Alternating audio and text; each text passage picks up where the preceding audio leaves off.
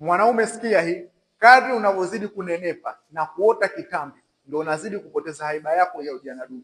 Simaanishi kwa upande wa nje. Nje utazidi kuonekana we ni mwanaume, we ni mbaba kwa sababu umenona.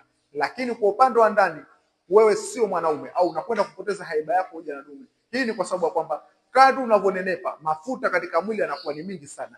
Na yale mafuta yanakwenda kuzuia uzalishaji wa homoni za kiume ambazo tunaita ni testosterone. Na homoni za kiume zikishindwa kuzalishwa uzuri, kuna baadhi ya tabia za ujana dume zinaanza kupungua. Lakini wakati huo huo yale mafuta yanachochea uzalishaji wa homoni za kike ambazo tunaita estrogen, ambazo hizi homoni za kike kwa kawaida kuwa katika mwili wa mwanaume sio tatizo, lakini kama zitakuwa kwa kiwango kikubwa zikizalishwa zinampelekea mwanaume kuwa na baadhi ya tabia za ujana dike. Kwa mfano, unakuta mwanaume ana utamatiti, unaweza kukuta mwanaume ana baadhi ya tabia za ujana dike nyingi sana kwa sababu tu ule mwili wake unazalisha hormones za estrogen kwa wingi. Sawa. Sasa kama ni mwanaume ambaye kwamba unahisi uzito wako ni mkubwa, una kitambi au wewe ni mtu ambaye kwamba mwili wako ni mkubwa sana, ni vyema kutengeneza mfumo wa maisha ambao utakuwa ni rafiki katika kupunguza uzito wako, kwa sababu huo uzito ndio ulikupelekea changamoto yako. Na kama haukuweza kubalance uzito wako, basi lazima hiyo changamoto itazidi kuwa kubwa ya upungufu wa nguvu za kiume. Lakini pia kuna na maradhi mengine ambayo yanaweza kujitokeza,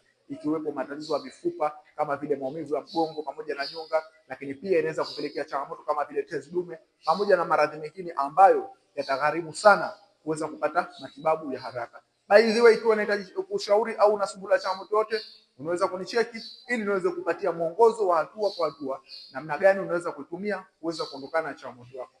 Ondoa chanzo, kutibu tatizo lako.